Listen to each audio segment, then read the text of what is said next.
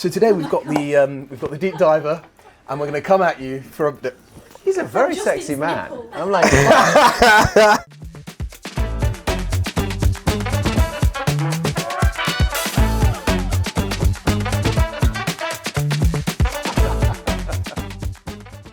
All right, gents. Right, here we go. We are back. George, good morning, sir. good morning. Christian, good morning, sir. Good morning, gents. Hello. Hello. How are you doing? Very good. It's nice to have you here. Well, I'm very happy to be here with you. Just to be clear, Christian is in town. He's in London for a number of different things going on. But you were not originally going to be part of this conversation, but we couldn't have you sitting in the back of the room, not being in the mix. We've got a super cool watch today from Girard-Perregaux, a new watch Yes. that, George, you've been involved in. Yes. And you're going to tell us a little bit about it. Yes. To kick us off, though, To kick us off, why has it taken so long? Can we just start with that? Because is there one on the wall? There is one. I don't know if in the frame you can see it up there, but there's the white Laureato from GP. That's the ghost. The That's ghost. sitting out, yeah. It's one of the coolest collabs. It might be my favourite collab you've ever done. But why is it taking so long for another one? Because this is the second, right? No, this is the third. Third, good lord. Because the first one was the casquette. Of course. And Oh, I've got the original prototype casquette. of the casquette there. Everyone will remember the white ceramic Laureato. The Laureato Ghost. Your wife's favourite, I gather. Yes. The one she just doesn't take off. Doesn't take off. But out there from it really annoys me because I'm like, I created all these other watches and you still get... And the other thing is, I was bidding against someone to try and buy one of them back.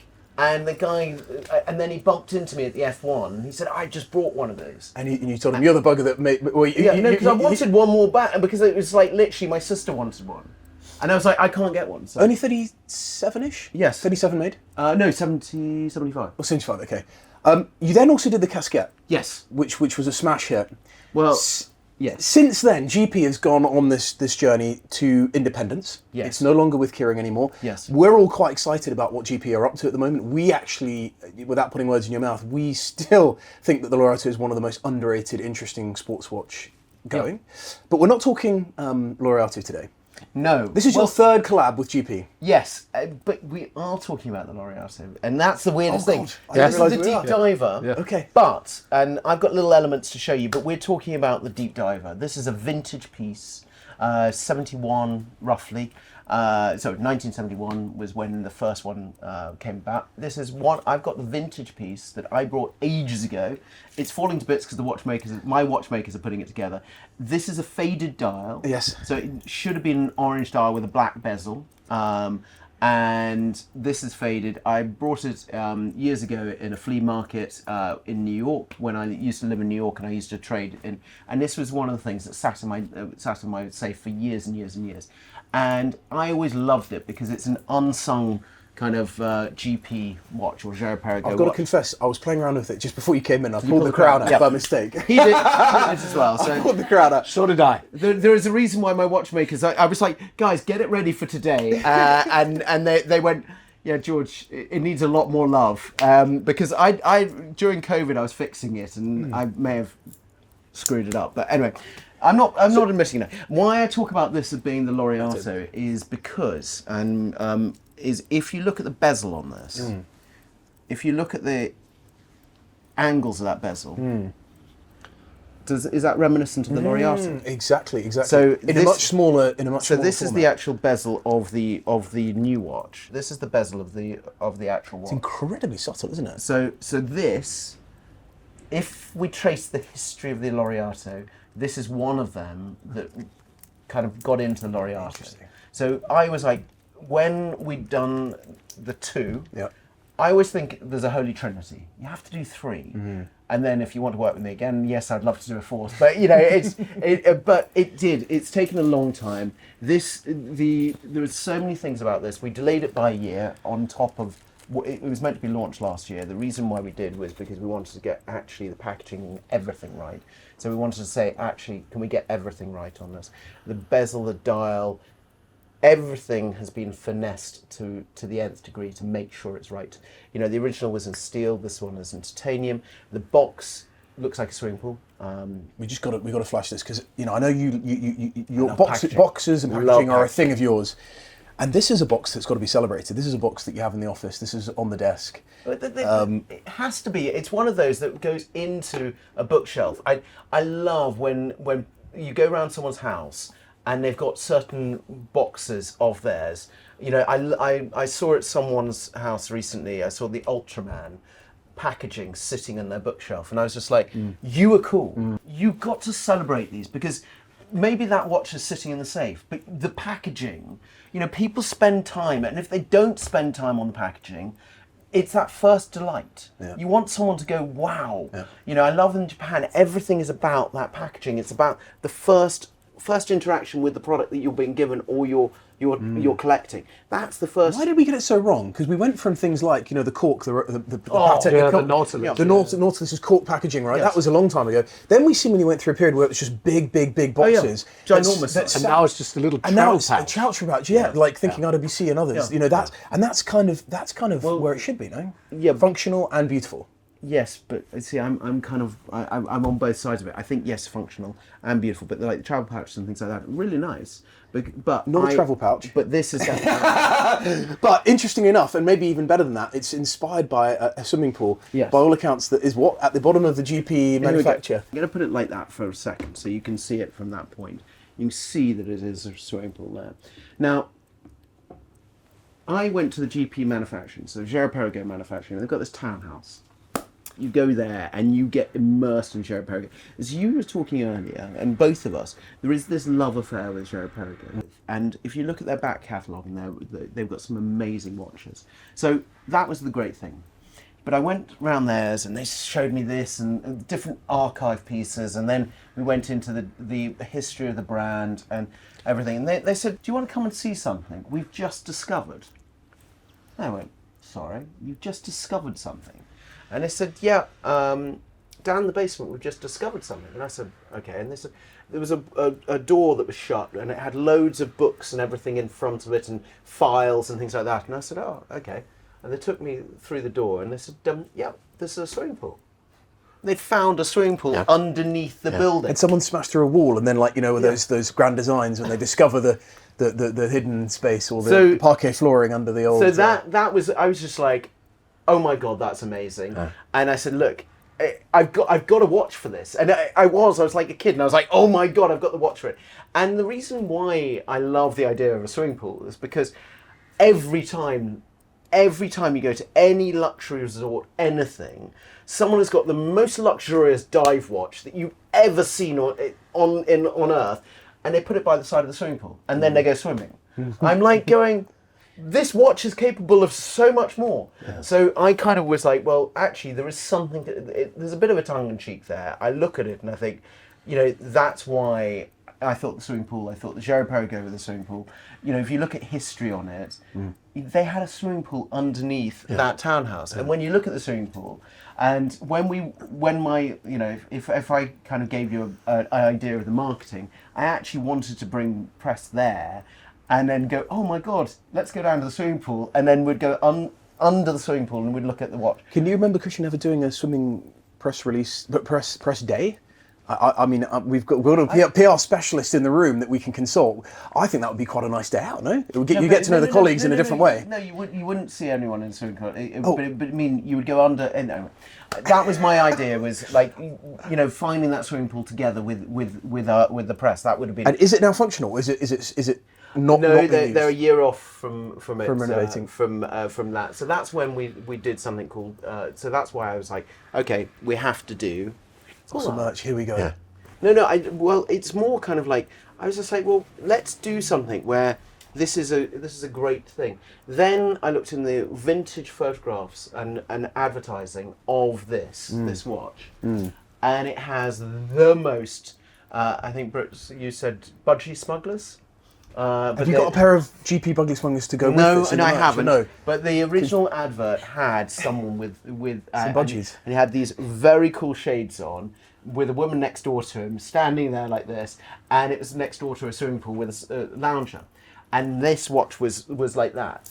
And I just thought, okay, that's cool. And then we went pool hours, and we said, okay, let's spin this into this world of kind of actually, could we embrace that idea of that kind of 70s-esque pool-inspired time? And so that's where it started off from. major differences from the original. Yeah, so let's have a look at so this is the new one. So the new one, it's got an orange dial. So as you said, the original did come with an orange dial as well. But it was black bezel. But black bezel. So what we've done is, modification on this. So it is an orange and blue that I think this blue works very well with orange. I love orange and blue together.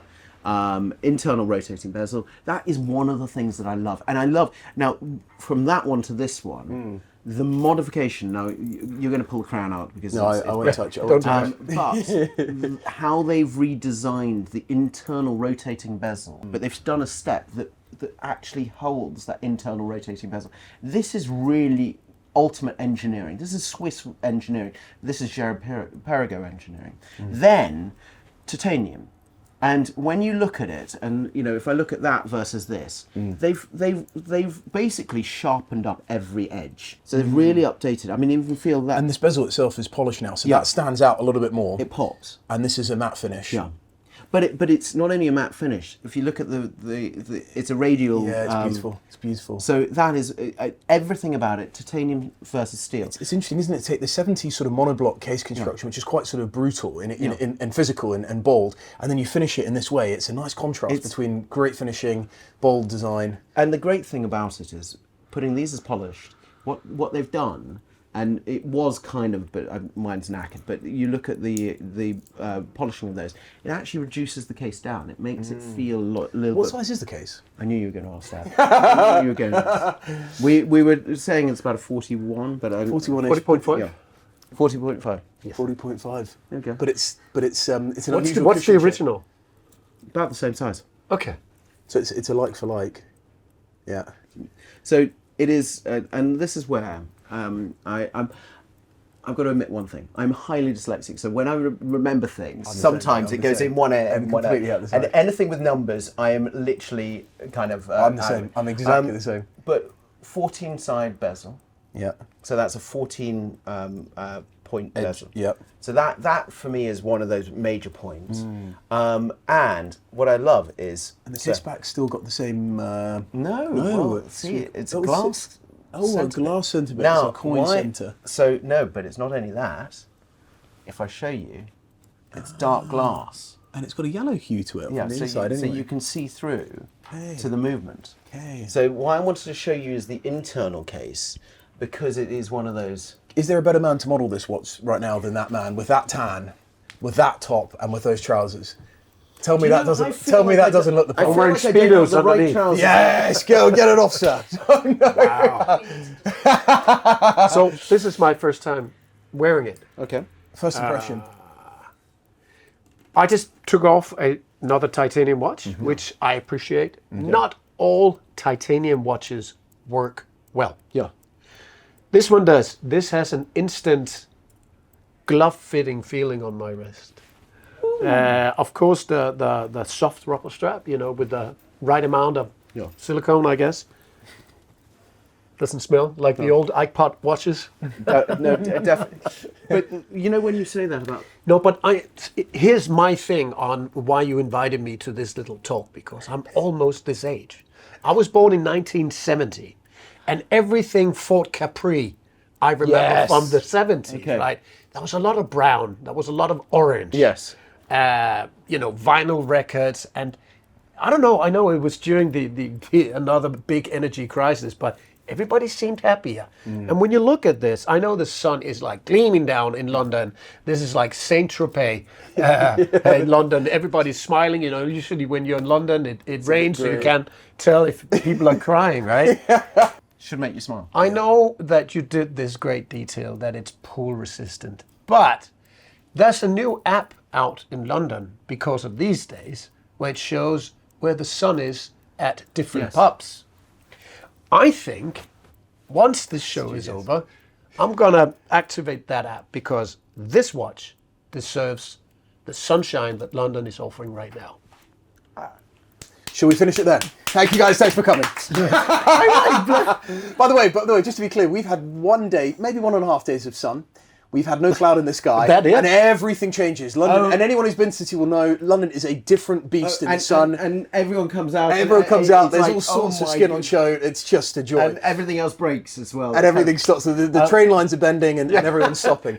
The trains are too hot. Do you know what you talk about the strap? Now that's something that I would say to you. So I brought the other strap. So firstly, I love strap hacking. I think we all do. We all love taking off the strap and adding another strap. But if you look at the underneath of this strap, there's a reason why. So it is very much, we wanted to make sure that the strap feels easy, firstly, easy on the wrist, but it was one of those things where you want to kind of have it, so then it... Right, Look at that. There you go. Look at that. Oh, has it got a bit of cushion? Even you're like, Oh, let me take that one. That's interesting. So it's got to be no, but even... you can breathe. Yeah, but that's the thing. So for diving, for diving it works very well because it's one of those straps that can work with everything. But I wanted it to feel, and when you put it on your wrist, it should just feel, because some rubber straps feel quite sturdy. This, because of how it is, I mean, if you look at the side profile of it, it has something that feels very comfortable around the wrist. So it hugs the wrist very easily. It looks amazing. It looks cool on orange. as well, huh? So it comes with the two straps. Yeah. It is one of those watches that, I mean... Did the original, sorry, George, did the original just come on a bracelet, do we know? It was a bracelet. There was a strap for it, but it was... Okay. I don't think that my one existed. I mean, the watch is hardly existing. And just to be clear, it's a limited edition. Yes. How many do we know? How many? 300. 350. 50. 350? Boom. In one colourway with orange. With orange. Okay. And blue. Strap. Orange and blue. Well, you think... Okay, I know it sounds strange, but you think about this, that Really nice. when we look at limited editions, this is worldwide release. You're seeing it before anyone else. I mean, literally, this has been one of those things that I've been keeping under my wrist. Now, I'm Not an easy one to not show off, right? Exactly. I mean, it's got a bit of punch to it. And that's the thing. And the other thing about it is, it's been one of those that every time, and I'm one of these that if you ever look at me, you'll probably see another watch that I'm releasing soon that will be hidden somewhere on me, because I am one of those that goes, I think I've seen you. I've seen you on the walks in the F1. You love F1. You love going to the F1. I'm pretty sure I've seen you on TV where you've been. You know, the camera's on the track. Everyone's on the track. I'm pretty sure I've seen you having gone into your pocket, pulled a watch out on TV to show someone on the track. Check this out. But I might be wrong. And then I've gone. I might be wrong. So this has come to 3 Formula Ones with me. Have you been swimming with it? I have been swimming with it. In the hotel? I was recently, I've been swimming a lot with it. And that one is mine, because basically Girard-Perregaux only actually let me have one. Okay. And the one that we're showing today is the one I wear on a daily basis. A few small details. The old logo, this sort of beautiful vintage logo, quite small. Oh, I've got to quite show you elegant. another detail. Sorry. And it's got Bamford on the dial as well at 6. You've noticed it, but the only thing is, so I'm sorry to grab this, and I'm sorry to get up, so you probably see my bum or something like that. But the only way you can see... That's what they're here for. I mean... That's what... We can get a hold still on that one. If Justin had his way, you'd be filming at Serpentine. Well, we missed the... Yeah. The Serpentine was the original idea. We're going to go swimming and we're going to deep dive with it. With all the bird droppings in the Serpentine. I'll do that. Yeah, that's for the next instalment. This is part 1 and Honestly, part 2 with the budgies. Part 2 with the budgies and the rowers. And the rowers. When collaborations happen, most of them, Girard-Perregaux won't put double signing on it. So what we did was we were talking to them and I said, oh no, I'd love Bamford on the dial. And they were like, oh, okay. And you can see it sometimes when you see it in the light. But the only time you can see Bamford is when you put the Illuminous on it. It's a hidden signature in many ways. Like a Cartier hidden signature. And I love the idea of that, because it's just something that's... It's for you. It's for you. No, but if Not for you, but for the owner. But if you know, you know. And that's what I love about watches, is this wonderful thing that is... It's actually saying, yeah, we'll do it, but let's do it in a clever way. Let's do something that is cool. And that's what I love about all of this. I love what Girard-Perregaux does, is because they're looking at the past to create a future product. You know, if you look at this, they're looking at the vintage piece and saying, okay, how do we modernise that? I think that's a good point, and we should touch on that, because a lot of people out there will be saying, we've seen a lot of reissues, we've seen a lot of vintage inspiration, but the truth is, These sort of watches are just not, and Christian and I love vintage as well, they're not made for life today. Oh, they're no just way. not made, right? They're not made to be dived with and not to be... This is a product that you can be absolutely confident you can wear and enjoy doing whatever the hell you want to do with it. And that's the reality of it. If you love this design and you want something to be able to that you can use every day, that's what this is. No, but I think there is another appeal about reviving this great piece, and I think time is now for shaped watches. You know, it's somewhat tonal. You know, it's somewhat the compressor style that we know from 60s and 70s divers watches. But to me, on a personal note, I just really appreciate the titanium and the rubber strap because it has a super nice wearing comfort on the wrist.